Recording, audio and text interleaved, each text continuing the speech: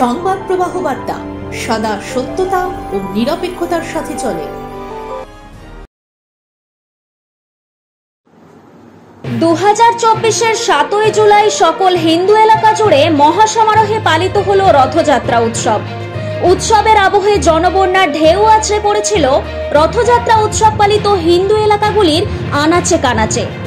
বলা বাহুল্য, এই বিশেষ দিনটিকে কেন্দ্র করে জগন্নাথ ধাম পুরীতে প্রতি বছরের ন্যায় এবছরও বিশেষ আড়ম্বরতার সাথে সেবক, ভক্ত, সর্বোপরি সাধারণ মানুষেরা পালন করল রথযাত্রা উৎসব। তবে এই উৎসব মুখর আবহেই নামল এক অশনি সম্পাত।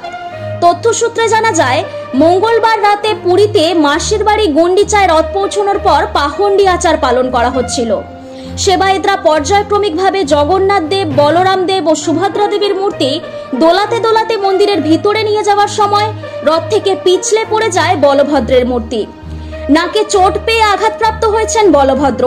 এছাড়াও আহত একাধিক মানুষ, যাদের অনতিবিলম্বেই ভর্তি করানো হয়েছে হাসপাতালে।